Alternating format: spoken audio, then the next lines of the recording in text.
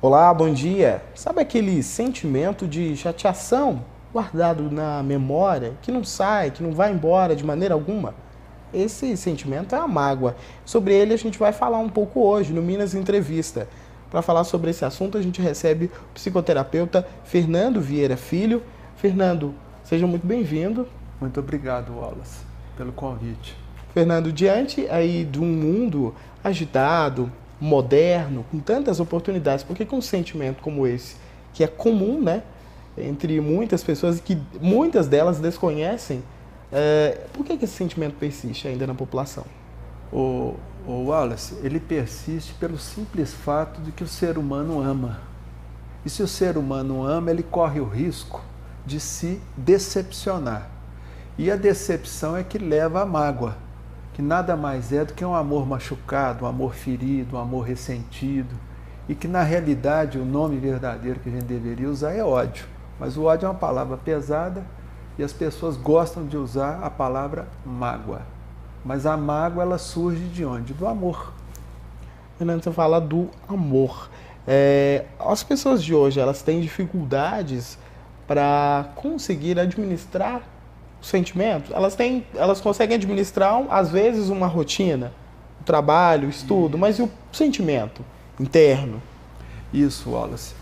E o mais importante é a pessoa saber que no caso do amor, por exemplo, o que você tem, quando você vai se relacionar com uma pessoa, você vai acabar amando essa pessoa. Você vai para um relacionamento, você tem que estar sempre com ele em mente do seguinte, que você está se relacionando com seres humanos. E o ser humano, ele erra. Então, quando a pessoa ama, naturalmente, ela vai correr o risco de se decepcionar. E aí, o que acontece com a decepção? Leva à mágoa. Tá certo? De uma forma natural e humana. A pessoa não precisa se sentir culpada por causa disso. Fernando, a gente está falando em relação a mágoa, em relação a amor. Como é que você explica? Por que algumas pessoas elas conseguem enxergar naqueles que estão próximos, naqueles que se relacionam ou naqueles que procuram se relacionar, né, afetivamente, apenas os lados negativos e não conseguem enxergar tantos positivos? Tem pessoas que têm uma dificuldade para relacionamento, né? Por quê? Porque geralmente essas pessoas que ficam enxergando o lado negativo nas outras pessoas é porque elas não conseguem enxergar o negativo que existe nelas. Então, como elas não conseguem enxergar o que tem de ruim nelas, elas começam só a observar o que tem de ruim nos outros. Entendeu? Então, o que acontece? Quando você topa com uma pessoa dessa, você tem que ter compaixão por essa pessoa. Porque geralmente quem aponta o defeito do outro é porque tem aquele defeito. Tá certo? A gente só aponta aquilo que a gente conhece. Fernando, a mágoa é uma automutilação ao corpo, à mente? Olha, pode chegar a isso. Mas a mágoa não é uma automutilação. Ela leva, por causa do remorso, ela vai te levar a uma autopunição. Porque quando o indivíduo ele tem uma mágoa, principalmente pessoas que ela ama, não é? Ela se sente culpada. E essa culpa ela leva ao remorso. E o remorso necessita de quê? Ele necessita de uma autopunição. Então a pessoa de forma inconsciente, absolutamente inconsciente, ela vai sentir a necessidade da autopunição. E essa autopunição ela vem através de doenças, tá certo? De perdas financeiras, uma série de sabotagens que a pessoa faz com ela própria na vida, tá certo? Portanto, então, você disse doenças e, portanto, ela pode levar à morte? Pode. Muitas vezes a pessoa, quando tem mágoa de uma determinada pessoa, de forma inconsciente, ela pode produzir nela, fazer nela até um câncer. E às vezes ela faz um câncer para chamar a atenção daquele objeto do ódio dela, tá certo? Às vezes é um marido, às vezes é um filho, tá certo? Inconsciente tal, que não quer saber da mãe, e a mãe inconscientemente ela vai gerando uma doença nela, para poder chamar a atenção daquele filho. Para quem nos assiste, qual a diferença entre depressão e mágoa? A depressão é uma doença, tá certo? Geralmente a depressão é uma consequência da mágoa, principalmente da automágoa, da mágoa que a pessoa tem dela mesma, tá certo? Ela gera uma depressão. Tá? Então, a depressão é uma doença, a mágoa é um sentimento. que pode ser a causa da depressão, tá? Pode ser. Por quê? Porque a gente sabe que a depressão, ela tem como causas, por exemplo, o luto, tá certo? Na família, que é de forma normal, vai te levar a um quadro de depressão reativa, que é absolutamente normal. Uma perda de emprego, por exemplo, você pode ficar deprimido. Uma perda, por exemplo, do namorado, um relacionamento, você também pode ficar deprimido. Mas são depressões que muitas vezes não precisa nem de medicamento. A pessoa sai dela sozinha. Mas quando o negócio começa a ficar mais pesado, a pessoa começa já a sentir o peso da depressão no corpo, através de dores, através de preguiça de levantar e outras coisas mais, aí sim tem que procurar um médico e esse médico naturalmente vai passar o medicamento. Tá? Então, a mágoa ela pode levar à depressão? Pode. Tá? Principalmente a automágoa, quando você tem raiva de você mesmo, você tem ódio de você mesmo. Porque muitas vezes a gente não sabe falar não, tá? E só sabe falar sim, quer ser bonzinho para todo mundo. E aí o que acontece? Quando você diz um sim querendo falar um não, você fica com raiva de você, por ter sido tão bobo. Tá certo? Então a pessoa também tem que aprender a se perdoar. Principalmente no caso de depressão, eu ensino isso, você tem que se perdoar. Tá? E aí a gente vai ver as causas que levaram a essa automágoa. Esses sentimentos aí que nós estamos discutindo, mágoa versus depressão, tão comuns nesse século que nós estamos vivendo, ele surge em função da própria competitividade, da própria modo de vida que a população leva, da concorrência, da ganância, de um sistema instaurado no nosso país e até no mundo inteiro? Eu acredito que sim, é tudo um quadro socioeconômico e pessoal, tá certo? Tudo isso gera distúrbios mentais, gera transtornos mentais, principalmente da ansiedade, tá certo? Que aí, por exemplo, a competitividade em excesso, por exemplo, a pessoa fica ansiosa, um grau de ansiedade muito grande. Então aí a pessoa tem que saber controlar, existem técnicas para isso, para a pessoa voltar para o presente, porque geralmente o sujeito quando é muito ansioso, ele vive com o pé lá no futuro. E o sujeito quando é muito depressivo, ele está com o pé lá no passado, ele está vivendo o passado. Então a pessoa tem que aprender a se situar no aqui e agora. Quando a gente fala de depressão, qual que é o público que está mais... Todos nós estamos sujeitos, mas assim, a maior porcentagem de depressivos, ela atinge qual faixa etária? Olha, geralmente, Wallace, ela vai atingir a pessoa quando ela começa a passar da faixa dos 60 anos, tá certo? E geralmente já existem estatísticas americanas que dizem que 2/3 dos depressivos são mulheres, por uma questão de química mesmo, química cerebral, tá certo? De fisiologia, que facilita o quadro da depressão na pessoa, tá certo? Mas geralmente depois que a pessoa vai aproximando aí da terceira idade, aí começa, isso aí é estatística. E por que os jovens, os adolescentes que teoricamente têm uma vida feliz, né? Estão aí começando a desenvolver sonhos, estão lutando pelos objetivos, porque muitos jovens também, porque é comum hoje se ver esse público. Exatamente. O jovem, por exemplo, quando ele não tem objetivo, ele não tem um propósito de vida claro na vida dele, é claro que ele vai começar a ficar triste, porque ele não sabe o que ele quer da vida. Entendeu? Então, quer dizer, nesse momento, a pessoa... E também as decepções que os jovens vão tendo com os amigos, por exemplo. Às vezes não sabe, ele está lá se relacionando com um colega que ele gosta muito, com a amiga, com a namorada, tá certo? E aí tem as decepções naturais da vida do jovem, e esse jovem ele começa a entrar num quadro depressivo, tá certo? Porque ele começa a sentir raiva dele mesmo. Fica ressentido com ele, por ele não saber se enquadrar dentro do contexto que a sociedade exige. Então a timidez, por exemplo, ela pode levar a uma depressão? Pode. Às vezes uma das causas da timidez é uma depressão crônica, mas uma depressão bem leve, tá certo? Que a gente chama de distimia. Tá? Então tem que ser sempre observado isso, por isso que é bom sempre a pessoa ir no médico, num clínico geral, pelo menos uma vez por ano. Diferente, por exemplo, do diabetes, da hipertensão, a depressão e a mágoa, ela não é genético isso, né? Não, absolutamente. Embora existem correntes da ciência médica, mas correntes mais racionalistas, quer dizer, materialistas, que acham que tudo é genético. A culpa é da genética, tá certo? Então não é só genética, é mais uma questão emocional. A emoção em desequilíbrio é que leva a um desequilíbrio no corpo físico, tá certo? Existe florais, por exemplo, que ajudam, né, no combate ou até na desintoxicação desses sentimentos, dessas vibrações negativas. Perfeito, Wallace, a sua pergunta. Por quê? Porque quando você está fazendo um tratamento alopático, por exemplo, com medicamentos farmacológicos, tá? Esses medicamentos, eles atuam simplesmente só na fisiologia, na química do corpo, tá? Agora, o floral não. O floral, ele é mais quintessenciado. Ele vai atuar geralmente nas emoções, na parte emocional do ser humano, tá certo?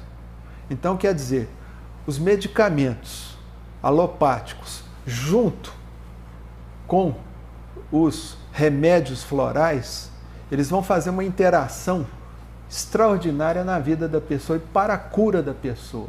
Então, geralmente, eu gosto de aplicar, se a pessoa está fazendo um tratamento com medicamento alopático, a gente associa esse tratamento com os florais de Bach, tá? Porque geralmente os florais de Bach, eles vão potencializar de forma benéfica a ação dos medicamentos farmacológicos. Voltando em relação aos sentimentos, quando que eles podem ser considerados preocupantes aí? Quando, por exemplo, já está afetando no serviço, no relacionamento familiar, entre amigos? Aí no caso, por exemplo, você está se relacionando, você está falando em relação àquele sentimento que possa levar a quadro de transtorno mental. Bom, então o problema desses quadros, o que leva a esses quadros de transtorno mental, geralmente são sentimentos em desequilíbrios, em desarmonia. Tá certo? É a pessoa não conseguir entender o que é ódio e o que é amor. Porque realmente não é fácil. Porque o amor e o ódio são faces da mesma moeda. Eu costumo falar que o amor e o ódio são irmãos. Tá certo? São irmãos. Por isso que a dificuldade do ser humano de equilibrar esses dois sentimentos, amor e mágoa, ou ódio. Tá certo? Então a pessoa entendendo isso fica fácil. Porque quando você conscientiza do problema, Wallace, você consegue sair do problema. Tá? Então, a metodologia que eu trabalho psicoterapêutica é exatamente isso, é conscientizar o paciente do problema. Depois que ele se conscientiza do problema, ele consegue sair desse problema. A gente oferece as ferramentas adequadas e o próprio paciente ele vai superar aquele problema na vida dele.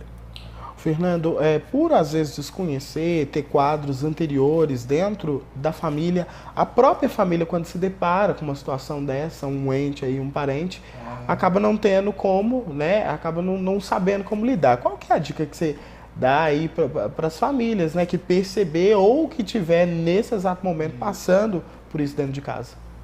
No caso da depressão, eu quero que as pessoas entendam o seguinte: a depressão é uma doença. Ela não pode ser encarada como frescura, como enjoamento da pessoa. Então, tem muitas vezes os familiares, eles costumam, fulano, vê se você reage, sai dessa. Não é assim. A pessoa realmente ela não consegue sair daquilo. E quanto mais as pessoas ficam criticando na família, pior. O quadro ele vai aprofundando cada vez mais. Então, o que acontece? A pessoa na família vê uma pessoa triste, um familiar triste, em vez de qualquer julgamento, de qualquer conversa, leva ao médico, um clínico geral. O próprio clínico geral ele já consegue detectar o quadro de depressão. Tá? Porque geralmente a família fica aquele enjoamento, fulano fica com frescura, ele não reage, não é assim. Viu? A pessoa tem que ter compaixão. Tá? Parar de criticar e ter mais compaixão, principalmente com os familiares. Fernando, no início eu abri aí dizendo sobre uma das suas especializações que é psicoterapeuta, né? Tem informação aqui também de psicologia sistemática. Explica para nós como é que é isso. Psicologia transpessoal. Transpessoal. Explica para nós como que funciona esse processo e no que ele é aplicado. Por exemplo, eu sou especializado na psicologia sistêmica. O que é a psicologia sistêmica? É uma fusão da física quântica com a psicologia transpessoal, tá certo? E nessa fusão surgiu a psicologia sistêmica, que ela enxerga o ser humano não como partes, de forma cartesiana, tá certo? Mas vê o ser humano como um corpo, uma alma e emoções, tá certo? Você vê a pessoa como um todo e trata a pessoa como um todo, como ela deve ser tratada. Entendi. Você está com um livro aí, né? Que você falasse um pouco dele para nós. Ele foi lançado em agosto desse ano, né? Posso mostrar o livro? Aqui, ó. Cura suas mágoas e seja feliz. Seja feliz. Título bastante sugestivo. Do que se trata Esse livro aqui, a origem desse livro foi uma tese que eu fiz. E o meu orientador, que era o professor Dr. Elias Barbosa, que é um psiquiatra, que já faleceu, ele me orientou nessa tese, e ele gostou muito da tese e falou: Fernando, você podia fazer um livro para poder ajudar as pessoas. Eu falei: tudo bem, doutor, vou fazer. E aí eu mandei o rascunho, Wallace, para o editor. O editor passou para outro editor, esse editor gostou, mas falou: Fernando, você vai ter que fazer um trabalho literário em cima desse rascunho aqui, tá? Para as pessoas poderem assimilar melhor a leitura. E foi o que eu fiz. Passei um ano escrevendo, e aí a editora falou: não, tá bom, então vamos editar. Aí no dia 30 de agosto o livro foi editado e foi lançado lá na Saraiva, na livraria Saraiva, lá do Shopping Morumbi, em São Paulo. Legal. Fernando, durante a nossa entrevista e o nosso bate-papo, eu lhe indaguei sobre os adolescentes. Mas criança também está sujeito a algum tipo de depressão e até mágoa? É normal. Isso aí, desde que a criança tem de 0 a 6 meses, é onde começam os problemas, tá? Então, por exemplo, uma criança, quando ela está com fome, naquele momento que ela grita, ela está muito magoada com a mãe. Ela está sentindo ódio da mãe, apesar dela amar a mãe, tá certo? E aí, na hora que a mãe coloca o peito na boca do neném, aí naquele momento o neném já perdoa a mamãe. E ali naquele momento ele já está amando ela de novo. Então o sentimento de mágoa, vamos dizer, ódio, amor, ele oscila na vida do ser humano sem que a gente perceba, tá certo? Às vezes você é casado, por exemplo, você chega em casa, sua esposa chega lá: você é isso, você não ganha dinheiro, tal, você é um bobo, você é um frouxo, não sei o que lá. Aí o cara, na hora ali, o marido, ele fica com ódio da mulher. Quer dizer, aquele amor que ele sente por ela fez isso, e o ódio subiu para o lugar. Mas aí passa um pouquinho, a mulher vai lá, dá um beijinho nele e tal, então aquele amor, aquele ódio e amor, eles já entram em ponto de equilíbrio, tá certo? Então quando a gente sabe, por exemplo, dessas coisas, aí fica mais fácil, aí você brinca com a pessoa, você chega: ó, meu bem, você me deixou com ódio hoje, mas agora já estou te amando novamente, já te perdoei. A própria divisão de capitalismo, de renda no Brasil, pode gerar esse tipo de doença? Gera sim. Porque às vezes você, por exemplo, você tem um governante que você adora, que você fez campanha para o governante, tá certo? E ele ganhou a eleição. Então passa 3, 4 meses, aquele governante, ele te decepciona. Decepciona porque você descobre que ele está roubando, está fazendo alguma coisa. Aí naquele momento você já fica magoado com ele. Puxa, eu fiz a campanha daquele sujeito, esperava muito dele, ele me decepcionou.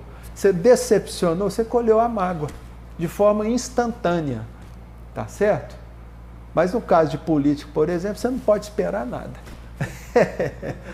Tá? São seres humanos que estão disputando um cargo político, então o melhor é você não enfiar a cara. Fernando, como estudioso, por quem, se formou aí, eu acho que há um desejo de todos nós que estudamos, tivemos acesso à educação, que a educação ela melhore, sobretudo aqueles que passaram pela educação pública, né? Você, como estudioso, aí, como profissional da psicologia, acredita que, por exemplo, a rede pública de ensino, se tivesse a presença de profissionais da psicologia trabalhando ali em conjunto com os professores, com os educadores, poderia ajudar a pegar na base para que futuramente não saíssem não criassem aí tantos jovens com distúrbios? Não que a gente esteja dizendo que na rede pública saiam assim, mas em qualquer ambiente ou em qualquer faixa etária, mas especificamente os jovens que estudam, se tivesse a presença de um profissional desse para que pudesse acompanhar nesse momento que é crucial da formação do caráter, daria um resultado muito mais positivo para a própria educação? Excelente, Wallace. Tá? Mas por enquanto isso no nosso país ainda é um sonho. E é um sonho que eu tenho.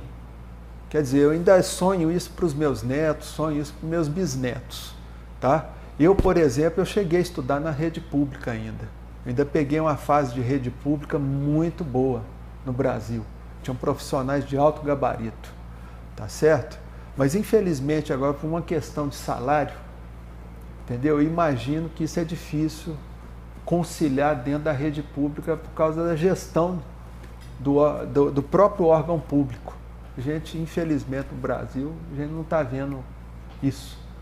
Mas o sonho meu é esse que você falou, é ter uma estrutura multidisciplinar dentro da escola pública, que atenda o aluno de, vamos dizer assim, de 0 ano até a adolescência.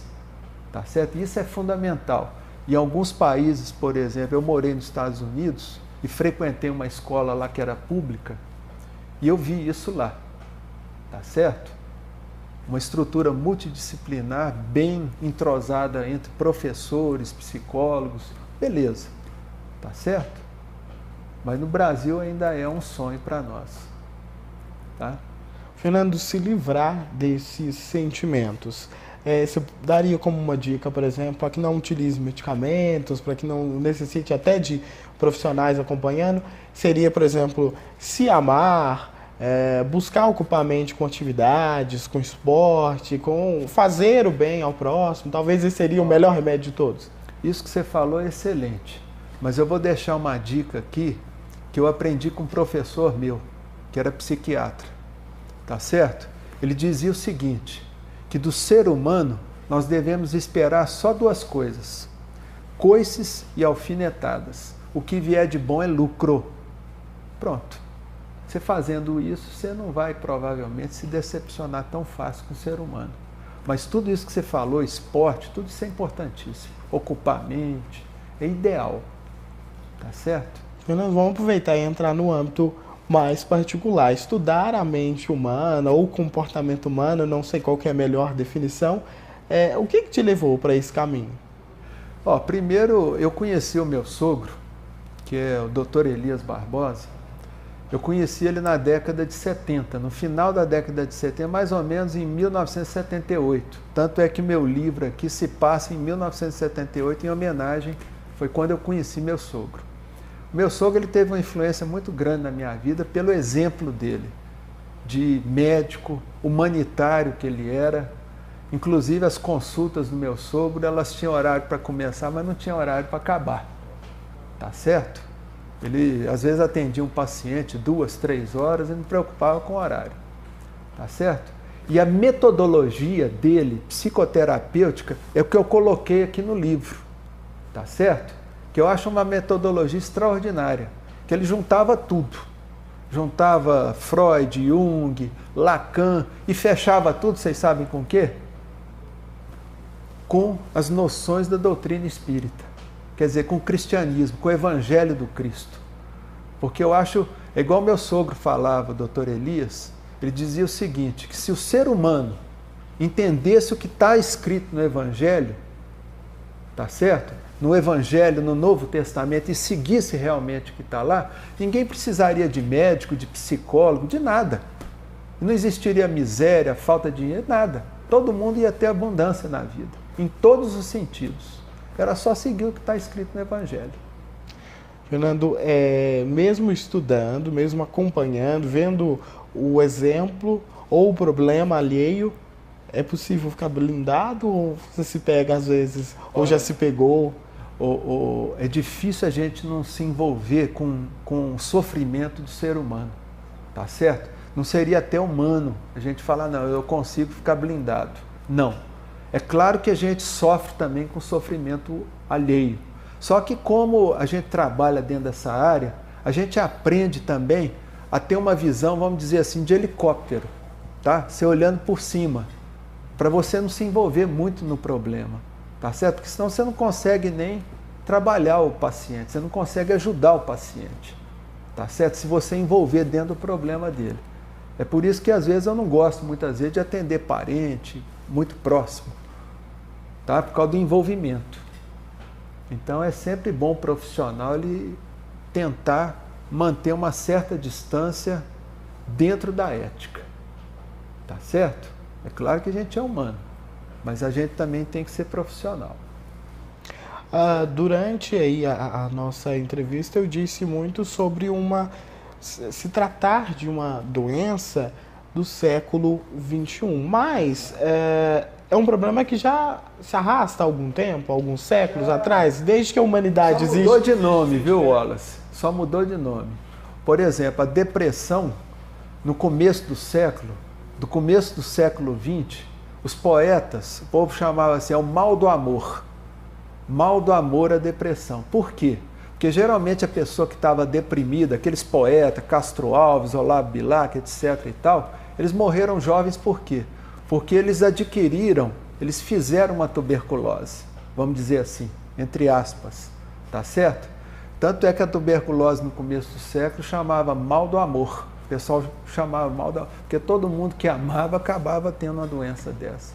Você está entendendo? No começo do século XIX, o pessoal chamava de melancolia, entendeu? Então isso já é conhecido há vários séculos, tá? Então ficou consagrado, depois do século XX, depois lá de Freud, de Jung, depressão. Eles separaram a depressão da melancolia, porque a melancolia era muito poética, o pessoal usava nas músicas, nas poesias, então eles separaram depressão como doença mesmo, tá? E é um mal que está alastrando. Fernando, nós dissemos aí que ambos os casos podem chegar até a morte. No caso, por exemplo, dos manicômios, os CAPs, que há um trabalho humanizado, né, por parte dos CAPs aqui da nossa região, e é um conceito nacional, né, de humanização, da aproximação da família, do paciente, para que ele não se sinta individualizado. Mas aquele ali, muitos que chegaram por forte depressão, que chegaram até se tornar um quadro clínico aí de loucura, mas vieram da mágoa, da depressão. Tudo. Todo problema humano, viu, Wallace, ele começa com sentimentos, tá certo? E geralmente o amor. A pessoa não sabe administrar o amor, porque o amor é uma energia maravilhosa e universal. Mas o ser humano, ele está aprendendo a administrar esse amor. Ele está aprendendo a lidar com o amor. Tá certo? E muitas vezes ele não sabendo lidar com o amor, esse amor pode degenerar em mágoas, ressentimentos que vão gerar todos esses problemas. Tá certo? Vai gerar toda essa problemática que o ser humano está vivendo.